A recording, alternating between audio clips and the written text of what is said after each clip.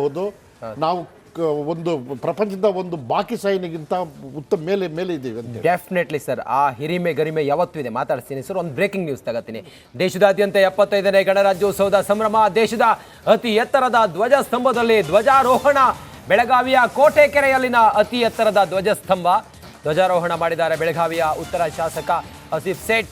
ಅತಿ ಎತ್ತರದ ಧ್ವಜಸ್ತಂಭದಲ್ಲಿ ರಾರಾಜಿಸಿದ ತ್ರಿವರ್ಣ ಧ್ವಜ.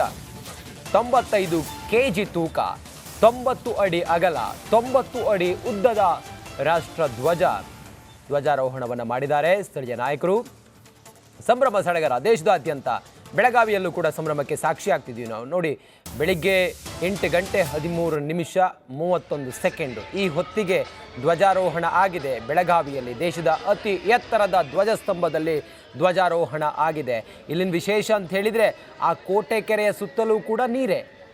ಆ ಕೋಟೆ ಕೆರೆಯ ಮಧ್ಯದಲ್ಲಿರುವಂಥ ಧ್ವಜ, ಆ ಧ್ವಜ ನೋಡೋದೇ ಒಂದು ಖುಷಿ. ಅದು ನಾವು ಈ ಬಾರಿ ಬೆಳಗಾವಿ ಅಧಿವೇಶನಕ್ಕೆಲ್ಲ ಹೋದಾಗ ಪ್ರತಿದಿನ ಅಲ್ಲೇ ಓಡಾಡ್ತಿದ್ವಿ ನಾವು. ಅದು ಒಂದು ರೀತಿಯಲ್ಲಿ ದೇಶಭಕ್ತಿ ಪುಳಕಿತ ಆಗೋ ರೀತಿಯಲ್ಲಿ ಇರುತ್ತೆ. ಅವರ ಗ್ರೇಟ್ ಅದು. ಅಲ್ಲಿ ಧ್ವಜಾರೋಹಣ ಆಗಿದೆ. ಮತ್ತಷ್ಟು ಮಾಹಿತಿಯೊಂದಿಗೆ ನಮ್ಮ ಬೆಳಗಾವಿಯ ಪ್ರತಿನಿಧಿ ಈಗ ಲೈವ್ ಕನೆಕ್ಟ್ ಆಗಿದ್ದಾರೆ.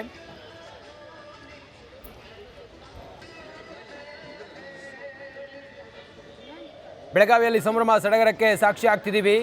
ದೇಶದ ಅತಿ ಎತ್ತರದ ಧ್ವಜಸ್ತಂಭದಲ್ಲಿ ಧ್ವಜಾರೋಹಣವೂ ಕೂಡ ಆಗಿದೆ. ಸದ್ಯ ಯಾರ್ಯಾರಿದ್ರೂ ಆ ಸಂಭ್ರಮದಲ್ಲಿ ಈಗ ಏನು ನಡೀತಾ ಇದೆ ಅಲ್ಲಿ?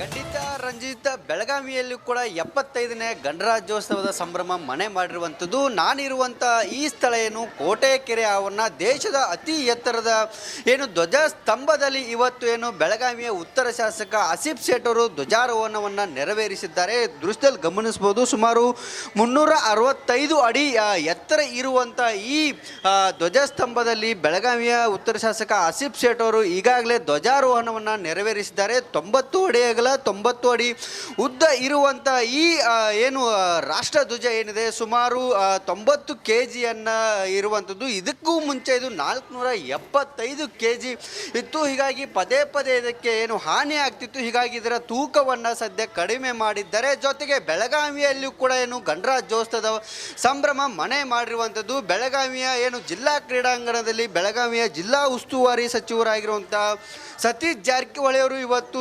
ಗಣರಾಜ್ಯೋತ್ಸವಕ್ಕೆ ಚಾಲನೆಯನ್ನು ನೀಡ್ತಾರೆ. ಮತ್ತು ಜೊತೆಗೆ ಈಗಾಗಲೇ ಬೆಳಗಾವಿಯ ಸುವರ್ಣ ಸೌಧದಲ್ಲಿ ಕೂಡ ಬೆಳಗಾವಿಯ ಜಿಲ್ಲಾಧಿಕಾರಿಗಳು ನಿತೇಶ್ ಪಾಟೀಲ್ ಅವರು ಕೂಡ ಧ್ವಜಾರೋಹಣವನ್ನು ನೆರವೇರಿಸಿದ್ದಾರೆ. ಮತ್ತು ಇವತ್ತು ಗಣರಾಜ್ಯೋತ್ಸವದ ಹಿನ್ನೆಲೆಯಲ್ಲಿ ಸಂಗೊಳ್ಳಿ ರಾಯಣ್ಣನ ಗಲ್ಲಿಗೇರಿಸಿದ ದಿನ ಹಿನ್ನೆಲೆಯಲ್ಲಿ ಪುಣ್ಯಭೂಮಿ ನಂದಗಡ ಏನಿದೆ, ಅಲ್ಲಿಯೂ ಕೂಡ ಸಾಕಷ್ಟು ಕಾರ್ಯಕ್ರಮಗಳು ಮತ್ತು ಅನ್ನ ಸಂತರ್ಪಣೆ ಕಾರ್ಯಕ್ರಮಗಳನ್ನು ಕೂಡ ನೆರವೇರಿಸಲಾಗುತ್ತೆ. ಮತ್ತು ಕಾಕತಾಳಿ ಎಂಬಂತೆ ಕೂಡ ಕ್ರಾಂತಿವೀರ ಸಂಗೊಳ್ಳಿ ರಾಯಣ್ಣ ಸ್ವತಂತ್ರ ಸಿಕ್ಕಿದ ದಿನವೇ ಕೂಡ ಅವತ್ತು ಜನ್ಮವನ್ನು ತಾಳಿದ್ರು. ಅವತ್ತು ಗಲ್ಲಿಗೇರಿ ದಿನ, ಇವತ್ತು ಗಣರಾಜ್ಯದ ದಿನ ಅಂತಲೇ ಆಚರಣೆ ಮಾಡಲಾಗುತ್ತೆ. ಒಟ್ಟಾರೆ ಬೆಳಗಾವಿಯಲ್ಲಿ ಕೂಡ ಗಣರಾಜ್ಯೋತ್ಸವದ ಸಂಭ್ರಮ ಮನೆ ಮಾಡಿದೆ. ರಂಜಿತ್, ಮೈಲಾರಿ ಪಟಾತ್, ಇನ್ನು ಜಿಲ್ಲಾ ಕೇಂದ್ರದಲ್ಲಿ ಎಷ್ಟು ಗಂಟೆಗೆ ಆರಂಭ ಆಗುತ್ತೆ ಈ ಸಂಭ್ರಮ? ಅಲ್ಲಿ ಯಾರ್ಯಾರು ಭಾಗಿಯಾಗ್ತಾರೆ? ಉಸ್ತುವಾರಿ ಸಚಿವರೆಲ್ಲ ಇರ್ತಾರಾ? ಆ ಕುರಿತಾಗಿ ಏನಾದರೂ ಮಾಹಿತಿ ಇದೆಯಾ?